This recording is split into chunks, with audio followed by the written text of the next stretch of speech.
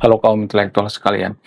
Guys, kenapa biasanya negara yang menganut Konghucu itu biasanya jarang ada yang miskin dan biasanya sangat-sangat maju? Kita ambil contoh misalnya seperti China gitu, walaupun bukan mayoritas ya. Vietnam misalnya ya lumayan maju lah gitu ya daripada Konoha ya. Kemudian Korea Selatan misalnya ya, Taiwan rata-rata maju gitu ya. Biasanya maju. Kenapa bisa seperti itu? Ya, ini kan ada semacam kejanggalan gitu. Apa alasannya? Apakah karena ajarannya gitu? Apakah karena karakter daripada agama itu sendiri? Ya. Bagaimana kalau Konoha itu mayoritas beragama Konghucu? Apakah bisa semaju Taiwan atau semaju China atau Korea Selatan? Bagaimana fakta yang sebenarnya? Apakah agama itu mempengaruhi kemajuan suatu bangsa? Jadi banyak tuh warga Konoha mengatakan agama itu tidak mempengaruhi kemajuan suatu bangsa. Ini keliru besar. Walaupun ya agama bukan satu-satunya mempengaruhi. Bagaimana mungkin kita mengatakan bahwa agama itu tidak mempengaruhi kemajuan suatu bangsa kalau memilih pemimpin juga harus seiman. Bayangkan memilih pemimpin seiman, coy. Bagaimana mungkin agama tidak mempengaruhi? Mempengaruhi dong, ya kan? Kenapa kita memilih pemimpin yang seiman? Ya karena dipengaruhi oleh doktrin agama.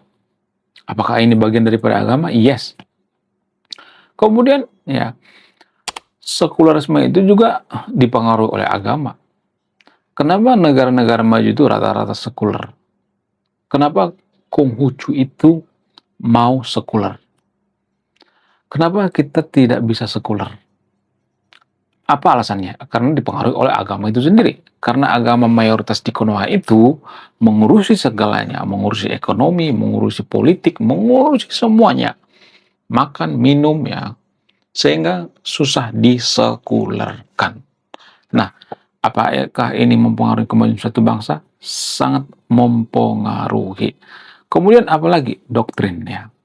Jadi dalam agama itu kan ada istilah doktrin yang mengatakan lu harus fokus pada akhirat, akhirat, dan akhirat. Nah, kalau fokus pada akhirat, akhirat, apakah kita meninggalkan dunia? Bisa saja.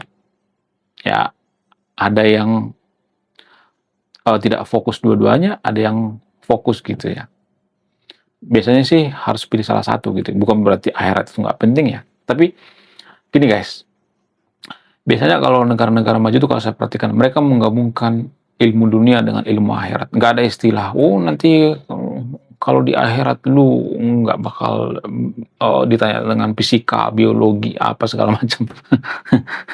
Nanti di akhirat ya Tuhan itu berbahasa A misalnya, ya berbahasa tertentu misalnya.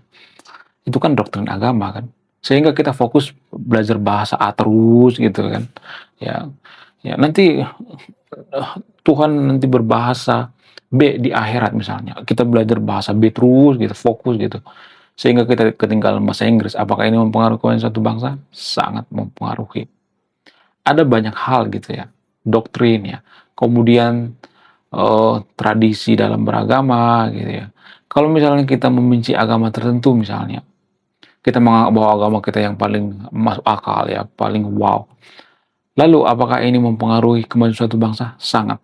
Kalau kita menganggap bahwa agama kita yang paling masuk akal dan agama lain sesat, maka tiap hari kita akan mempersekusi rumah ibadah orang lain, bubarin paksa ibadah orang lain, kemudian mempersulit izin rumah orang ibadah lain dan sebagainya. Sehingga ini sangat mempengaruhi. Gimana kita mau jadi negara maju kalau sedikit-sedikit mempersekusi rumah ibadah orang lain? Gimana kalau kita jadi negara maju kalau sedikit-sedikit bubarin paksa ibadah orang lain? Nggak ada, yang ada perang gitu. Jadi orang yang mengatakan agama itu tidak mempengaruhi kemajuan suatu bangsa itu orang yang salah total. Walaupun porsinya tidak 100% ya. Ada faktor lain misalnya kepemimpinan gitu ya. Kemudian kejujuran gitu ya. Agama juga mempengaruhi kejujuran kan. Kalau pemuka agama di Konoha itu menekankan kejujuran, maka kita akan jadi umat yang jujur. Gimana warga Konoha itu jadi jujur kalau pemuka agamanya juga nggak jujur? Jadi ini sangat mempengaruhi ya. Negara maju itu biasanya negara yang jujur. Jepang itu maju karena apa? Karena jujur. Nah, yang jadi pertanyaan, kenapa biasanya negara yang menganut agama Konghucu itu maju? Apakah ini dipengaruhi oleh agama? Jadi di video ini saya akan bongkar sampai ke akar-akarnya.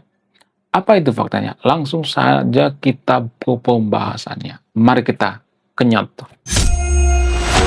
Inti daripada ajaran Confucianism atau Konghucu itu adalah mengajarkan budi pekerti, ya, kemudian etika, ya budi pekerti lah gitu ya. Itu intinya gitu. Kemudian pendidikan, ya, moral dan sebagainya.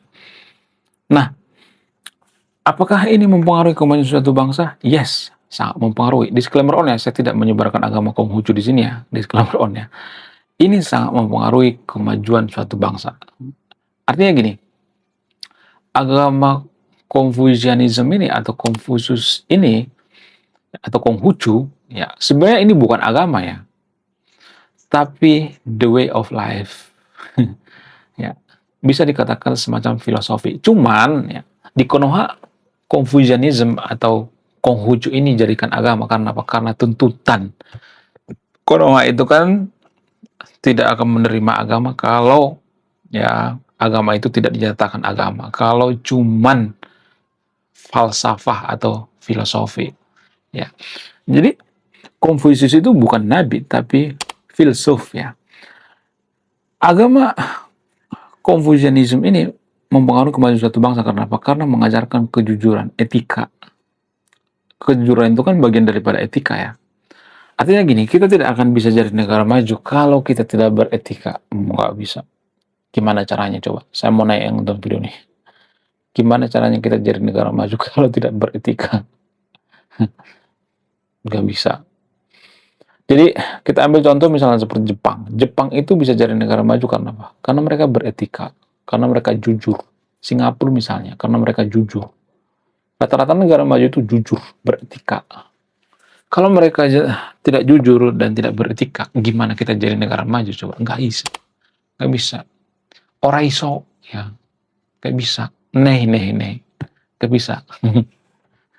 Moal bisa, cek orang Sunda teh. Nggak bakal bisa. Karena investor tidak akan nyaman menginvestasikan duitnya ke Konoha. Nggak akan nyaman. Kalau sedikit-sedikit kita berbohong ya, tidak jujur, investor pasti kabur. Itu alasan utamanya kenapa kita harus jujur. Supaya investor itu jangan kabur-kaburan. Ya, bagaimana dengan Taiwan? Taiwan itu dipengaruhi oleh Konghucu walaupun nggak mayoritas ya. Sehingga mereka beretika gitu, jujur. Nggak semuanya tapi disclaimer on ya. Tapi kalau dibandingkan dengan Konoha, kita bicara by data ya. Negara yang paling jujur di dunia ini nggak ada itu Konoha, nggak ada. Justru negara yang paling jujur itu Jepang, Singapura, ya, Australia, kemudian Swiss, ya, Finlandia, Norwegia, negara-negara Skandinavia gitu, negara-negara Nordik. Justru negara yang tidak peduli dengan agama. Justru negara yang tidak mabuk agama. Justru negara yang malas berdoa. Bukan berarti saya nyuruh yang nonton video untuk malas berdoa ya. Itu pada faktanya guys ya. Kemudian inti ajaran daripada Confucianism ini adalah mengajarkan pendidikan.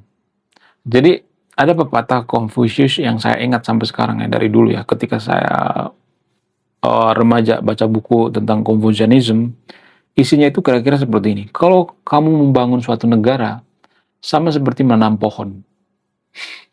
Artinya butuh waktu puluhan tahun. Tidak bisa instan. Ya, kalau kamu membangun suatu negara seperti itu, membangun pendidikan. Makanya pendidikan kita itu nggak maju-maju karena apa? Karena tidak langsung kelihatan hasilnya. Kalau sekarang pendidikan kita diperbaiki semuanya ya, dirombak semuanya gitu ya. Seperti negara maju, apakah setahun, 2 tahun, atau 10 tahun kelihatan hasilnya? Enggak. Butuh puluhan tahun. Itulah alasannya kenapa kita nggak maju-maju, karena apa? Karena nggak ada presiden yang berani mengambil resiko ini.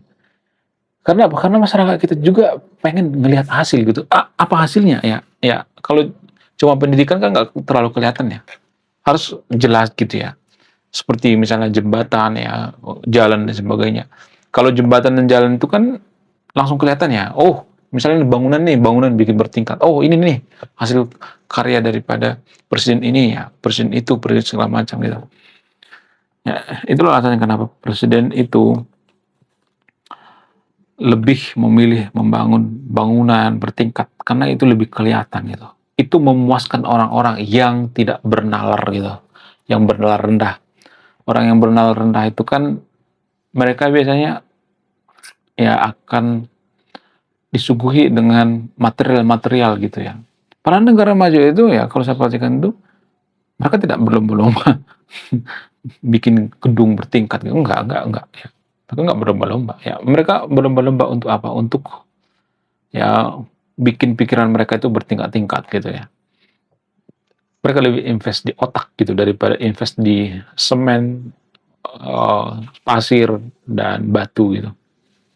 Ya, tapi kalau saya ngomong seperti ini nanti masih banyak warga Konoha yang kejang-kejang kelanjutan berjemaah. Itu intinya guys. Inti daripada ajaran Confucianism atau Konghucu ini yaitu etika dan pendidikan. Nah, kalau yang kedua ini bisa diperbaiki, apakah kita otomatis jadi negara maju? Nggak langsung otomatis. Ada lagi, sekularisme. Sekularisme juga mempengaruhi ya. Nggak langsung otomatis, misalnya besok kita jadi beragama mayoritas Konghucu gitu, apakah kita jadi negara maju? Enggak. Butuh waktu gitu, nggak ada yang instan. Tapi, ya, ibarat kapal, kita arahnya udah pas gitu ya. Nggak belok-belok lagi gitu ya. Belok ke sana, belok kemari, nggak. Arahnya udah pas. Jadi Confucius itu seperti itu ya. Semacam kompas gitu ya. Beretika, jujur ya. Jadi kalau suatu negara itu nggak jujur, nggak akan mau investor masuk. Sehingga apa? Sehingga mata uang kita lemah gitu. Kita nggak dipercaya gitu ya. Kenapa Amerika itu dipercaya? Karena mereka jujur gitu ya. Kenapa mata uang mereka hebat gitu ya, perkasa? Karena mereka dipercaya. Jadi kepercayaan itu sangat penting ya. Kepercayaan publik itu sangat penting gitu. Kenapa mata uang kita anjlok? Ya karena kita nggak dipercaya gitu ya. Karena pemerintah kita itu nggak bisa diandelin gitu ya. Oke lah gitu ya, saya tidak menyalahkan pemerintah di sini ya, karena pemerintah itu kan hasil pilihan daripada rakyat. Ya sekali-sekali kita selain yang milih dong ya, bukan salahin yang mencalonkan. Salahin masyarakatnya gitu ya. Masyarakat yang bodoh akan memilih pemimpin yang bodoh. Menurut kalian gimana? Coba tulis komentar ya. Saya tidak akan berpihak di video ini. Anda yang memutuskan. Kemudian penganut daripada Konghucu itu kalau saya perhatikan itu biasanya ramah-ramah ya, kemudian attitude-nya baik gitu ya. Enggak semua tapi disclaimer-nya. Biasanya seperti itu ya, mereka pemikir gitu ya. Agama yang mengajarkan berpikir, satu-satunya agama yang mengajarkan berpikir ya. Kemudian tidak hanya berpikir, tapi inti daripada ajaran Confucianism ini adalah humanisme, kemanusiaan. Ya, itu inti daripada ajaran daripada Confucianism, kemanusiaan yang adil dan beradab. Malah Konghucu yang mempraktekkan kemanusiaan yang adil dan beradab, Pancasila Konoha. Ya, intinya itu kemanusiaan. Agama kemanusiaan. Wow, sangat luar biasa ya. Jadi bagi teman-teman yang nonton video ini ya, teman beragama Konghucu, please jangan pindah agama. Agama Anda itu sangat-sangat luar biasa. Di Konoha itu sekitar ratusan ribu ya orang yang menganut Konghucu, nggak sampai jutaan ya, masih ratusan ribu. Mudah-mudahan bertambah ya, karena ini agama mengajak orang untuk berpikir. Cuman dalam agama Konghucu ini ya sering tidak memberikan harapan gitu ya. Jadi orang-orang misalnya nih ya, orang-orang yang pengen masuk surga itu yang menganut agama Konghucu kan mereka kan nggak ini ya, nggak bisa dijadikan surga gitu ya. Kenapa Konghucu tidak bisa menjadikan surga? Ya karena ini dari sudut pandang ilmiah ya, bukan dari keyakinan ya. Kalau dari keyakinan saya masih percaya dengan surga ya. Dari sudut pandang keyakinan, agama Konghucu ini menganggap bahwa ya ini menurut keyakinan saya, kalau salah ya. Agama Konghucu menganggap bahwa ya surga itu kan nggak bisa dibuktikan secara ilmiah. Gimana kita menjanjikan sesuatu hal yang tidak terbukti secara ilmiah? Bukankah itu namanya bohong gitu? Jadi itu yang jadi permasalahan. Bukan berarti saya ngajak yang untuk tidak percaya dengan surga. Cuman dalam agama Konghucu itu nggak ada surga. Sehingga apa? Sehingga orang nggak tertarik gitu ya, nggak berminat gitu ya. Tapi kalau saya perhatikan agama Konghucu itu agamanya orang-orang berpendidikan gitu ya, orang-orang bergengsi gitu, orang-orang elit gitu ya. Di Konoha itu ya pengusaha itu banyak banget Konghucu ya. Karena apa? Karena ajaran mereka, tradisi mereka ya sangat-sangat luar biasa ya memang. Gila, gila, gila. Ya. Menurut kalian gimana? Apakah agama Konghucu ini bisa bikin Konoha jadi negara maju? Silakan simpulkan sendiri, saya tidak akan menyimpulkan ya. Wah, gila, gila, gila, gila, luar biasa. Akhirnya buku kedua dan ketiga gua rilis juga. Buku kedua gua ini judulnya Budi Tanpa Pekerti. Dari judulnya sudah menarik. Dan kisah daripada buku ini sangat-sangat dilematis sekali. Di mana karakter dalam buku ini bercerita ada dua pilihan yang sangat sulit. Yang pertama, ketika seorang tokoh dalam buku ini tidak bawa-bawa agama saat kampanye, maka dia bisa dipastikan kalah. Tapi ketika bawa-bawa agama dalam kampanye, ketika dia bawa-bawa kalimat insya Allah, maka dia bisa dipastikan menang. Nah, yang jadi pertanyaan, kalau Anda di posisi karakter dalam buku ini, mana yang Anda pilih? Ini temanya sangat cocok dengan tema channel ini, bahas tentang agama. Kemudian tidak hanya ini juga menarik guys ya, Tanah Luka. Dari judulnya juga udah kelihatan ya, ini cerita penuh dengan luka. Dimana kisah dalam buku ini ada seorang kiai yang sangat-sangat dilematis. Dia bingung memilih antara menyelamatkan hutan atau menyelamatkan 1.000 anak yatim. Jadi kalau Anda di posisi buku ini, mana yang Anda pilih? Nah, yang menarik dari kedua buku ini adalah menggunakan sudut pandang sastra Nobel. Kapan lagi ya kan baca buku yang setara dengan buku Nobel. Wow, luar biasa. Silahkan di check out sekarang juga. Kalau nggak di check out juga nggak apa-apa. Karena saya nulis buku itu bukan nyari duit sebenarnya. Ya, karena saya pengen berkontribusi terhadap kemajuan bangsa kita. Itu tujuan saya nulis buku ya. Jangan lupa, link pembeliannya ada di pin komentar video ini.